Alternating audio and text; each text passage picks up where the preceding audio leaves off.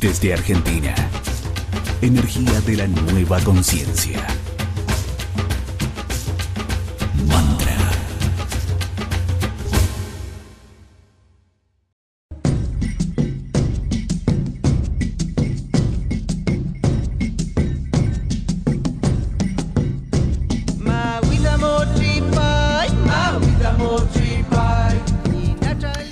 Muy buenas tardes, amigos, bienvenidos a una nueva emisión del Orejiverde, donde resuena el origen, programa número 92, así se dice, jueves 3 de marzo 2016. ¿Qué tal, Fernandita? ¿Qué tal, Carlos? ¿Cómo estás? ¿Cómo va? ¿Todo bien? Bien, acá. Tenemos un nuevo color de uñas, ¿verdad? Con frío acá dentro del estudio, sí, hace frío.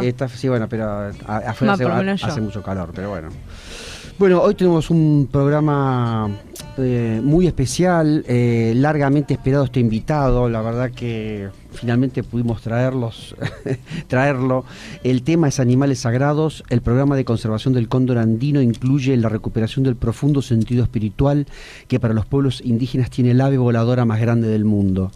Y tenemos en el piso al invitado especial, que es Luis Jacome, director del programa de conservación del cóndor andino.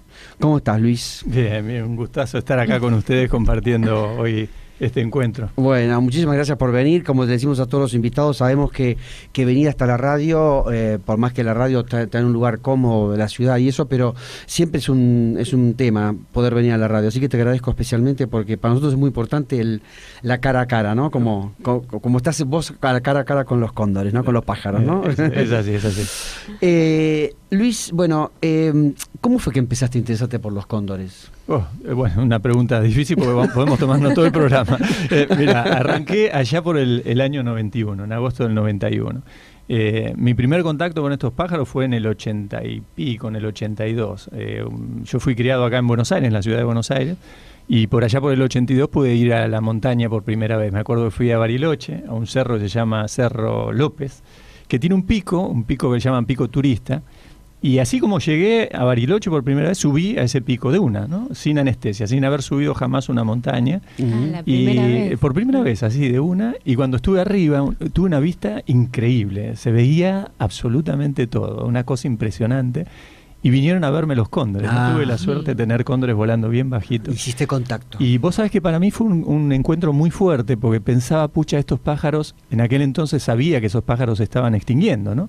Que estaban desapareciendo. En Venezuela, por ejemplo, los consideraron extintos a partir de 1965. En Colombia quedaban unos 50 cóndores, en Ecuador unos 25, Perú y Bolivia veían reducir las poblaciones naturales que tenían, y si bien Argentina y Chile tenían las mejores poblaciones que quedaban en Sudamérica, esta es el ave mayor, el ave más grande voladora del mundo, es endémica de Sudamérica, y te decían, Argentina y Chile quedaban las mejores poblaciones, pero también con extinciones, ¿no? Yo sabía, por ejemplo, que en la costa del Atlántico el cóndor se había extinto. Mucha gente piensa que el cóndor es exclusivo de la cordillera. Exacto. Y en realidad vos pensás que naturalistas como Charles Darwin, Perito Moreno, Hudson, Claras, D'Orbigny, en 1830, ellos veían cóndores cuando venían por la costa del Atlántico. Y de hecho eso lo dejaron documentado en todas sus libretas de campo, ¿no? Sus emociones, sus primeros contactos, como yo te cuento, allá en el 82. Y me acuerdo que en aquel momento pensé, pucha, que estos pájaros desaparezcan es tan duro como que desaparezca toda la nieve de estas montañas, ¿no? Así que ahí empezó un sueño que lo escribí, ¿no? Me puse a escribir sobre esto y propuse armar un programa de conservación. En aquel entonces me invitaron a Córdoba, Fabián Ramallo, un naturalista allá cordobés, me invitó a Córdoba porque querían armar el Parque Nacional Quebrada de Condorito. Así que nos encontramos allá con los naturalistas de acá de Argentina. ¿Qué es la que está hoy? ¿Es la que el Parque Nacional hoy es Parque Nacional Quebrada de Condorito. En las sierras esas donde están los... En las altas cumbres. En las altas cumbres. Exactamente. ¿Es ese lugar? Exactamente. Sí, perfecto. Eso en el 91 era un sueño también. Era la idea de hacer algo por eso. Y en ese lugar justamente propuse hacer este programa de conservación. Y bueno, se llevó adelante el programa de crear el área natural protegida, y hoy contamos con un parque nacional y un proyecto de conservación, ya tiene más de 24 años de continuidad.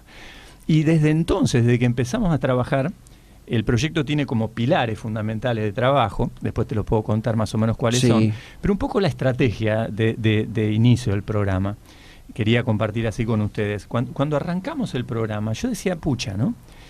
Para algunos pobladores el cóndor en aquel entonces resultaba, y todavía hoy hay gente que también piensa lo mismo, resultaba como peligroso para la ganadería. Vos tenías, yo me acuerdo haber sido educado en mis manuales de primaria con el libro Capeluz, ¿te acordás del Capeluz? Bueno, el Capeluz tenía las imágenes. La imagen del cóndor llevándose la ovejita. Exactamente, ¿no? En vuelo, ¿viste? Nosotros fuimos criados de esa manera, y el cuento del que el cóndor lleva cosas en vuelo lo tenemos desde Julio Verne y los hijos del Capitán Grant, digamos. Es algo que está metido en nuestra cultura. Cosa que es falso, digamos. Como... Absolutamente falso. Qué bárbaro. Pero ¿no? Por otro lado, la otra campanada que yo también tenía es que para nuestros pueblos originarios el cóndor es un ave sagrada. Exacto.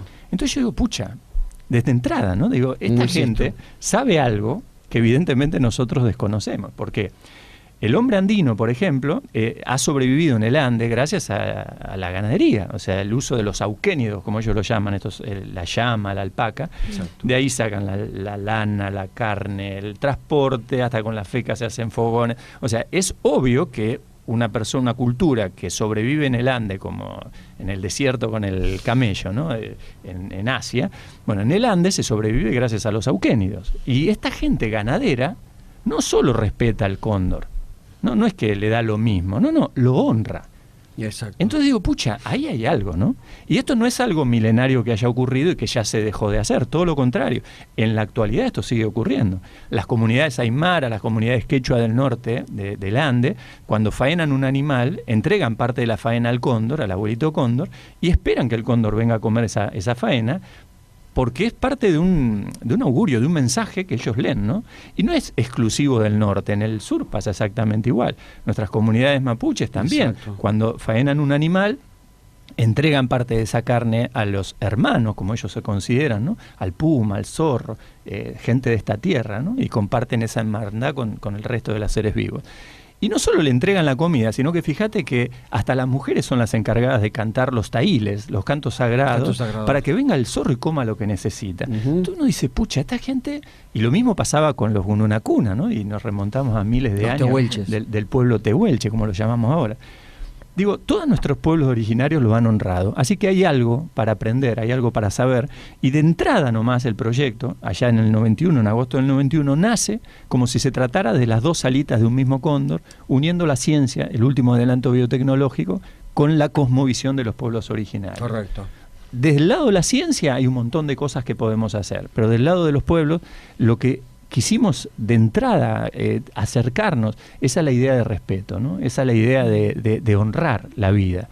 Yo siempre digo, cuando vos escuchás a los abuelos, a las abuelas que nos dicen que el sol es el padre, que la tierra es tu madre y que cada planta, cada animal es un hermano. Pucha, ¿no? Qué mundo hermoso si todos creyéramos en esto, ¿no? Si todos sintiéramos que eso es la realidad, si todos nos diéramos cuenta que esa es la verdad, ¿no? Y vivir esa realidad es fantástico. Y el mundo al que uno se va asomando de la mano de las culturas ancestrales, es un mundo que desafía en muchos casos la razón, ¿no? Cuando vos decís que de movida te percibiste esto que los pueblos originarios tenían una visión del pájaro, digamos, distinta a la que tenemos nosotros habitualmente. ¿Y en qué momento vos hiciste ese clic de sentir que tenías que incorporar de alguna manera esta sabiduría de los pueblos indígenas? De entrada. Esto, y fue tan así que el símbolo del proyecto es una pintura rupestre del Cerro Colorado, de la cultura comechingón de Córdoba.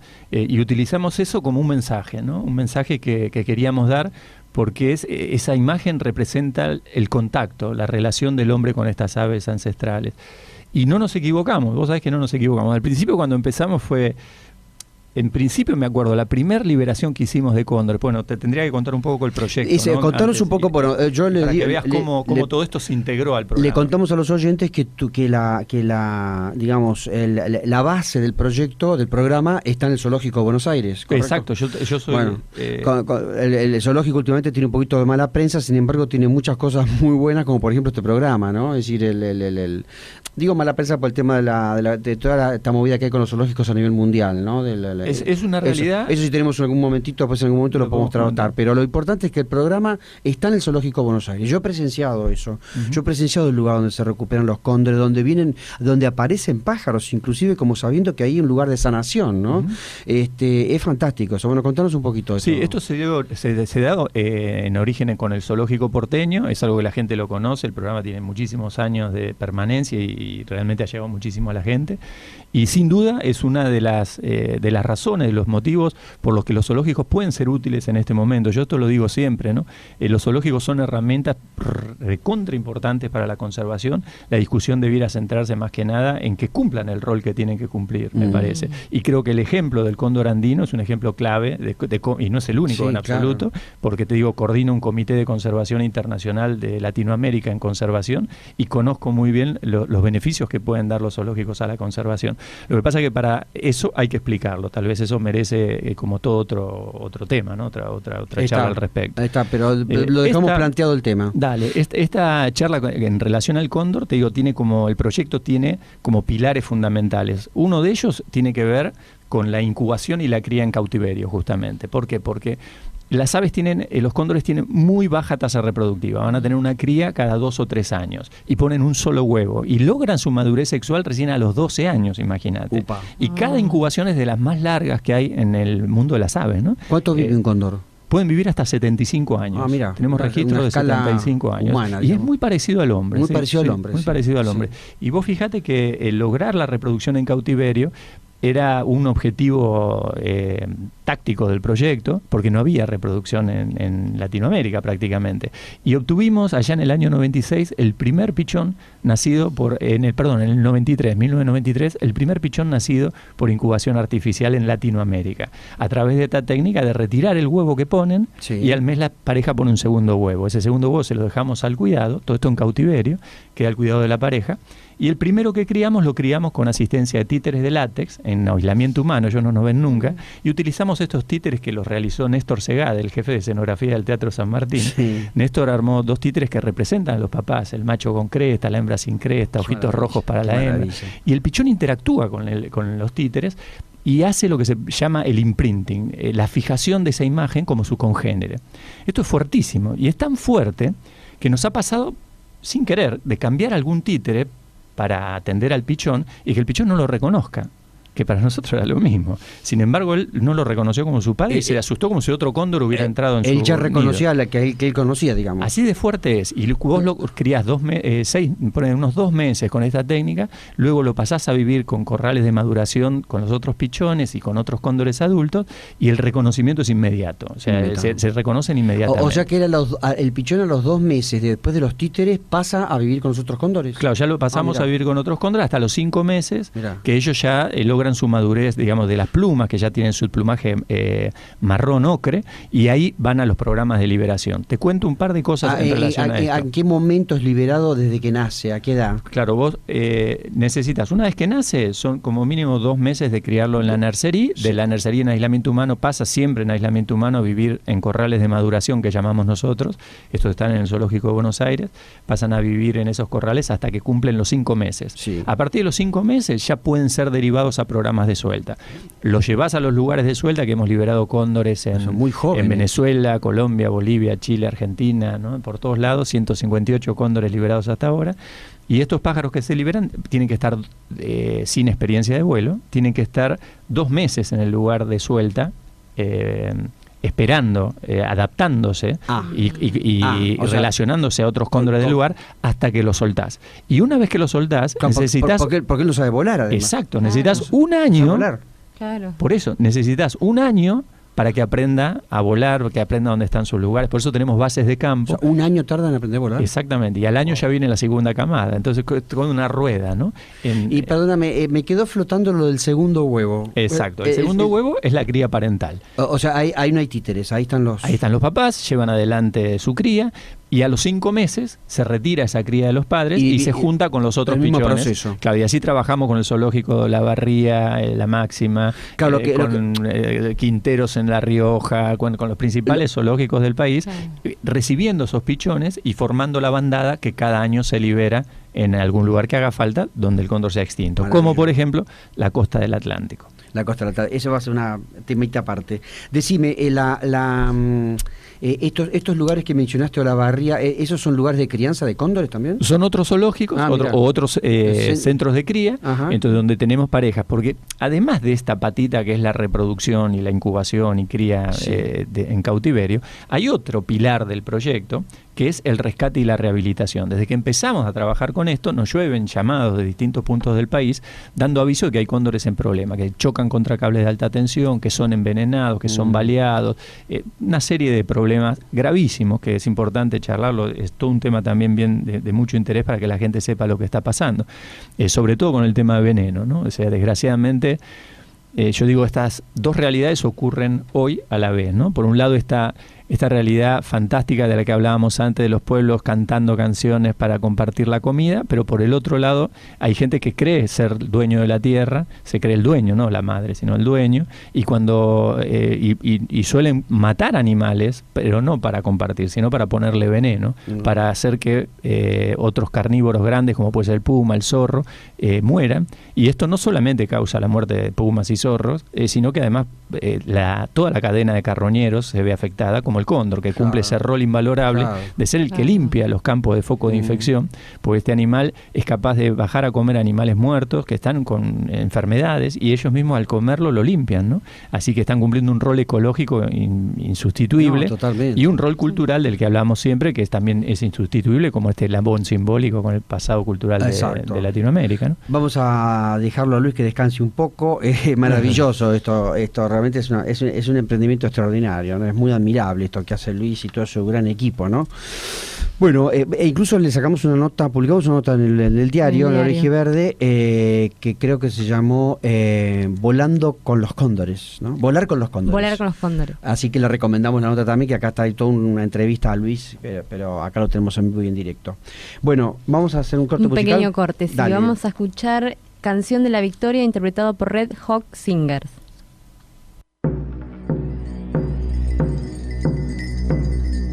Nos está escuchando el Orejiverde desde la 91.9 Mantra FM. 91.9 Mantra FM.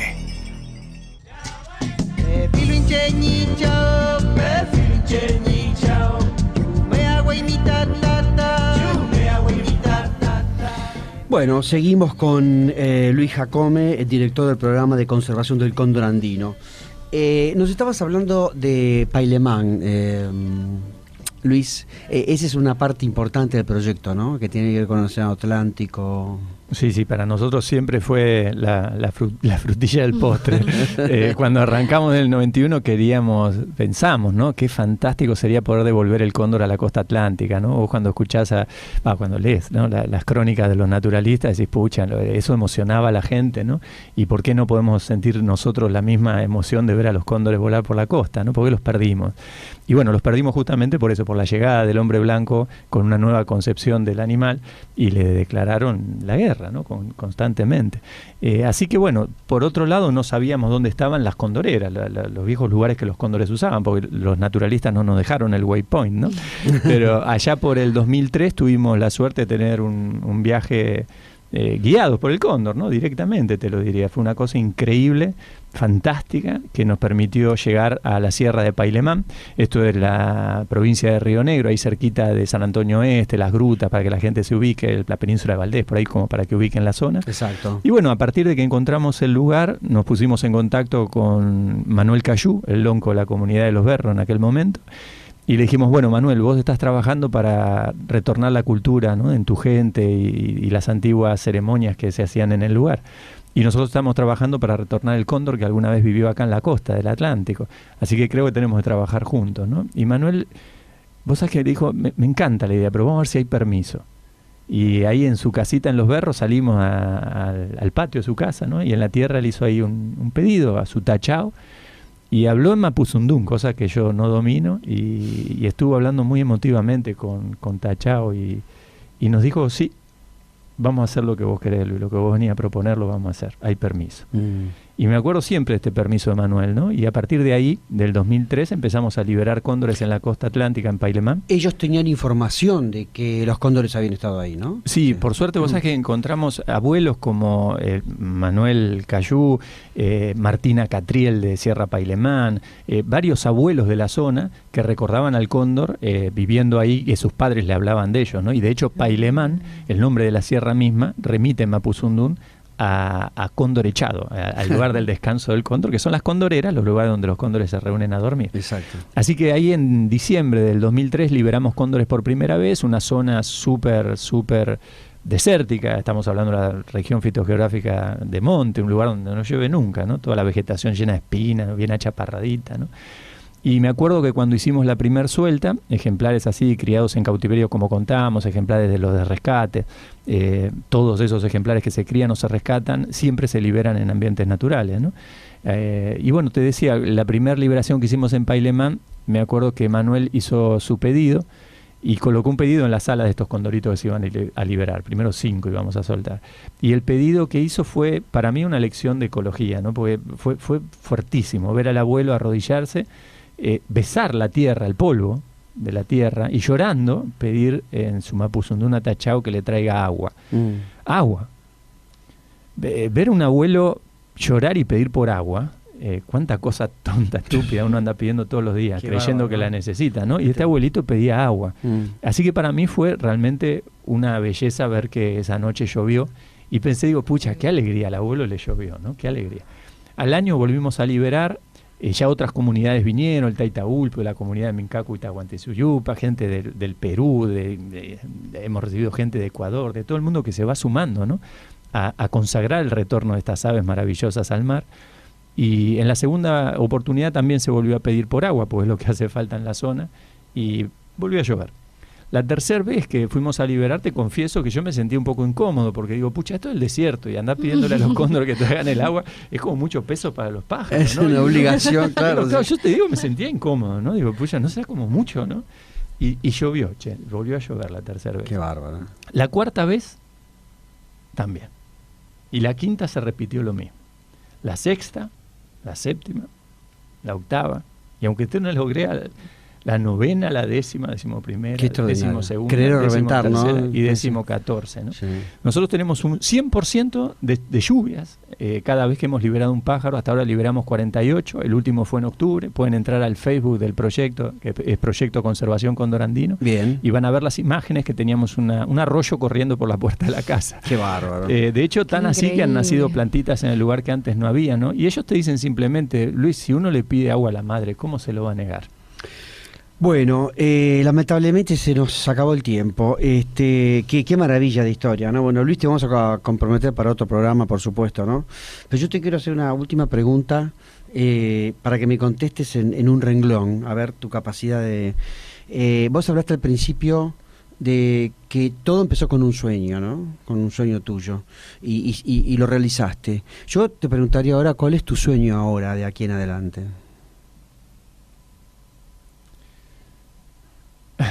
Hoy mi sueño es que realmente la gente, todos, volvamos a recordar quiénes somos y volvamos a tener el contacto con lo natural. Bueno, maravilloso. Luis, te comprometemos para una segunda visita acá y que nos termines de contar, que nos sigas contando todo esto. Hay un Facebook del programa que se llama... es Programa de Conservación Cóndor Andino. Bueno, los invitamos a todos a participar. La gente puede apoyar el programa y estar en contacto con Luis y su maravilloso equipo de recuperación del cóndor andino. ¿Qué tenemos, Fernanda, para la vez que viene? Para el jueves que viene tenemos aquellos temas que hoy están entre las prioridades de los pueblos originarios y que se suman a las reivindicaciones históricas. ¿Y el título del programa? Ay, perdón, la nueva agenda indígena, lo más importante. La nueva agenda indígena. Bueno, y vamos a terminar con una frase, como siempre, de un paisano indígena. Es una frase no sobre los cóndores, pero sí sobre los pájaros, que me parece que era importante traerla también a colación, ¿no? Dijo Laureano Segovia, Huichí, de Misión La Paz Alta: los pájaros eran mensajeros de los antiguos. Cuando ellos cantaban se sabía que algo bueno o malo iba a suceder. Los antiguos entendían el canto de los pájaros. Hasta el jueves que viene.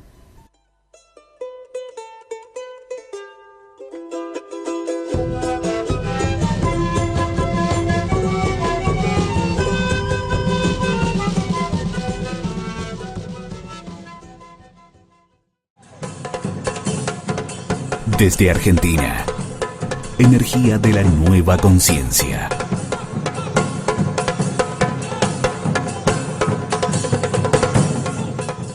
Mantra FM.